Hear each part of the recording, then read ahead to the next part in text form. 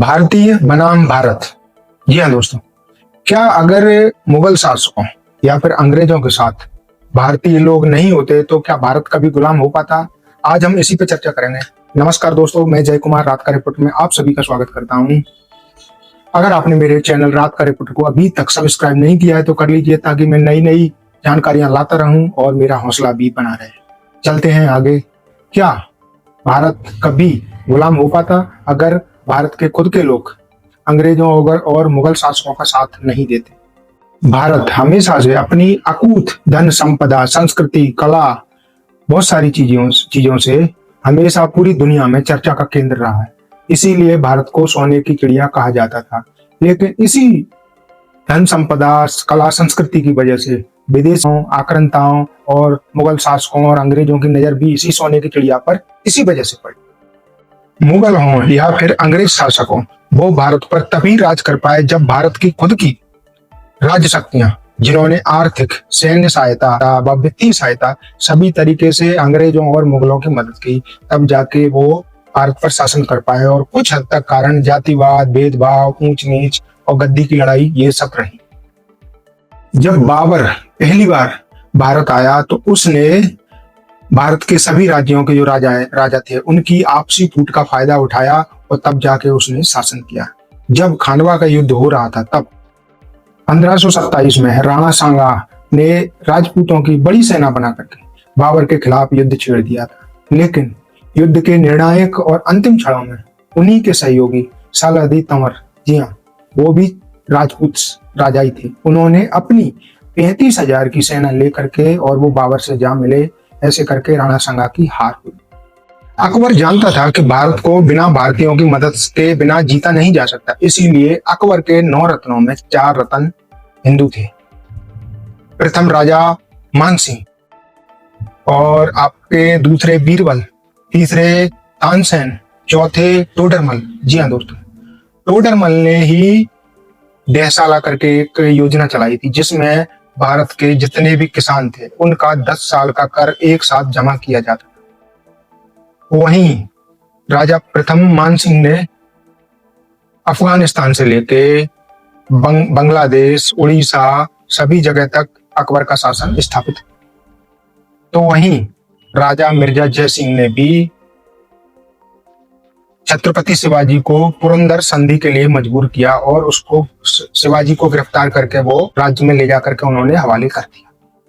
जहां राजा प्रथम मानसिंह ने और मिर्जा राजा जय सिंह ने अकबर व अकबर के बेटों के लिए काम किया, तो सवाल उठता है, क्या दबाव में किया या फिर अपनी मर्जी से किया? तो राजा भारमल ने अपनी पुत्री हरकाबाई, जिनको जोधाबाई भी कहा जाता, जो प्रथम राजा मानसिंह की बुआ थी, उनका विवाह और मानसिंह की सगी बहन का विवाह और मानसिंह की सगी पुत्री का विवाह अकबर के राज्य में हुआ। वो उनकी मर्जी से हुआ। इसमें जी का तर्क है कि ये शादियां इसलिए की गई ताकि मुगल शासकों का दखल उनके शासन में ना हो और उन्हें मुगल शासन में उच्च स्थान मिले। इसीलिए प्रथम राजा मानसिंह को जो स्थान मिला था वो इतना बड़ा था कि वो प्रथम गैर मुस्लिम ऐसे अधिकारी थे जो सबसे बड़े पद पर थे अकबर के शासन। अब बात करते हैं महाराणा प्रताप की। जहां महाराणा प्रताप अकबर के खिलाफ जिंदगी भर लड़ते रहे, घास की रोटी खाते रहे, तो वहीं उनके खिलाफ कछवाए, राजपूत जो थे राजस्थान के, वो सभी अकबर के साथ में। जहां एक और भील राजा पुंजा, जो महाराणा प्रताप के साथ में लड़ रहे थे और उन्होंने महाराणा प्रताप के परिवार को भी संरक्षण दिया था, तो वहीं महाराणा प्रताप के सगे भाई शक्ति सिंह और जगमाल, वो भी जाकर के अकबर से जा मिले थे। अब बात करते हैं कन्नौज के राजा जयचंद की। उनके बिना तो यह अधूरा ही हुआ। कन्नौज के राजा जयचंद और पृथ्वीराज चौहान का आपसी मतभेद था। इसके चलते जब पृथ्वीराज चौहान को गौरी ने हराया तो जयचंद ने बहुत गर्वित महसूस किया और उनकी मदद नहीं की। बाद में उसी गौरी ने राजा जयचंद को भी हराया था। वैसे तो विदेशी लोगों की मदद करने में भारतीयों के नाम बहुत है, चाहे वो मुगल शासक हों, चाहे वो अंग्रेज शासक हों। अब बात करते हैं अंग्रेजों की। जब पहली बार 24 जून 1608 में भारत में अंग्रेज सूरत के बंदरगाह पर उतरे, तब उनकी संख्या 100 से लेकर 300 के बीच में थी। तब वो जहांगीर से बात करने के लिए आगरा गए अंग्रेज और उन्होंने व्यापार की अनुमति मांगी। तब भारत की जीडीपी 22% से लेकर 24% थी, पूरे देश में, पूरी दुनिया में सबसे ज्यादा। 1757 में जब प्लासी का युद्ध हुआ सिराजुद्दौला के खिलाफ, तब अंग्रेज सेना में सिर्फ और सिर्फ 3000 सैनिक थे, जिसमें 950 अंग्रेज थे, बाकी के भारतीय थे। वहीं पर सिराजुद्दौला के सेनापति मीर जाफर ने गद्दारी की और वो अंग्रेजों से, रॉबर्ट क्लाइव से जा मिला। दूसरी तरफ जगतपाल, जिसने अंग्रेजों की भारी मदद की, सेठ जगतपाल ने करोड़ों रुपए की आर्थिक मदद दी अंग्रेजों को। दूसरी ओर मीर मदान और मोहनलाल जैसे व्यक्ति सिराजुद्दौला के साथ लड़े, जो बुरी तरीके से हार गए।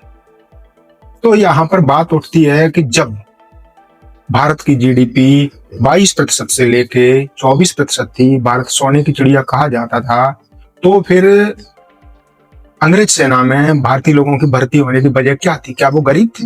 उसके भी मुख्य कारण थे, ये भी हम बात करें। जहां भारत की धन संपदा देश के राजा महाराजा, नवाब, जमींदार, सामंतशाही उनके खजाने में कैद, तो दूसरी ओर जो अंग्रेजों की सेना में जो भर्ती हुए और जो मुगल शासकों या फिर हिंदू राजाओं, उनकी सेना में जो लोग भर्ती थे, उनके लिए ना तो तय समय पर वेतन था और ना ही कोई अन्य उन्हें वित्तीय सुविधाएं मिलती थी, ना भत्ते मिलते थे, ना ही रिटायरमेंट के बाद उन्हें कोई सुविधाएं मिलती।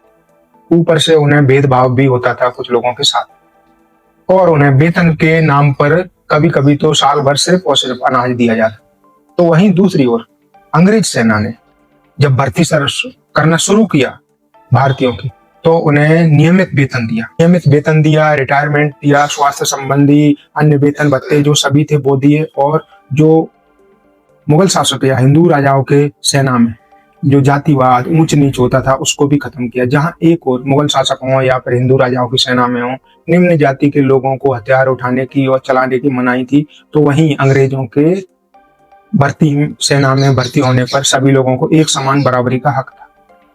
1857 की क्रांति जो हुई, मंगल पांडे है और रानी लक्ष्मीबाई जी है और तात्या टोपे हैं, उन्होंने जो क्रांति की, उसके बाद 1857 की क्रांति के बारे में एक बात मैं बताऊं आपको। मैंने पढ़ा है स्टोरी ऑफ इंडिया 5000, जी 5000 सालों का इतिहास भारत का। उसमें लिखा है जनवरी 1857 में एक सफाई कर्मी ने, जो मंगल पांडे की बैरक थी, जहां हिंदू और मुसलमानों की अलग अलग बैरक थी, तो उनसे पानी पीने के लिए लोटा मांगा।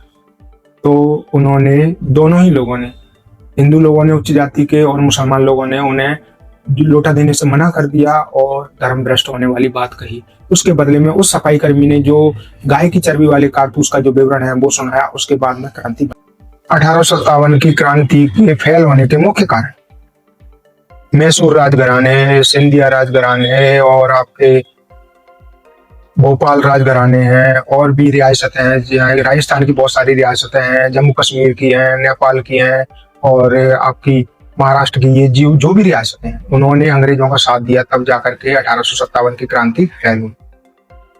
1857 की क्रांति के बाद अंग्रेजों ने, जो विश्वसनीय नहीं थे अंग्रेजों के प्रति, उन्हें भी अपनी सेना से हटा दिया, और बाद में उन्होंने कुछ लोगों को भर्ती किया, जिसमें डोगरा रेजिमेंट है, जाट रेजिमेंट है, राजपूत रेजिमेंट है, सिख रेजिमेंट है, पठान है, बलूच है, आदि आदि, इनको भर्ती। जैसे कि आपको पता होगा कि जलियांवाला बाग हुआ था, तो उसमें जितने अंग्रेज नहीं थे उतने सिख सिपाही थे, जिन्होंने अपने ही सिख भाइयों पर गोली चलाई। जैसे ही, ठीक वैसे ही न जाने कितने नाम हैं जिन्होंने अपने भारतीय देशभक्त भाइयों की जासूसी की और या उनकी हत्या करवाई, चाहे वो कोई भी हो, चाहे वो 18वीं शताब्दी हो, 17वीं शताब्दी हो, चाहे वो 19वीं और 20वीं शताब्दी, भारतीय लोगों ने ही भारत को गुलाम बनाने में महत्वपूर्ण भूमिका निभाई। अंत में एक ही बात कहना चाहूंगा, युधिष्ठिर ने एक बात कही थी महाभारत के अंत में, कि मैं घर तब जाऊंगा जब अंधेरा हो जाएगा, भिखारी भी भीख लेना बंद कर देगा, गली में कुत्ता टहलना भी बंद कर देगा, क्योंकि मैंने जिनको मारा है वो मेरे अपने ही भाई थे। इस कोट का क्या अभिप्राय है, ये आपके सोचने की बात है। तो अगर आपको मेरे वीडियो अच्छे लगते हैं तो मेरे चैनल रात का रिपोर्ट को सब्सक्राइब करते रहिए और मैं आपके लिए आगे भी खबरें लाता रहूंगा। तब तक के लिए धन्यवाद।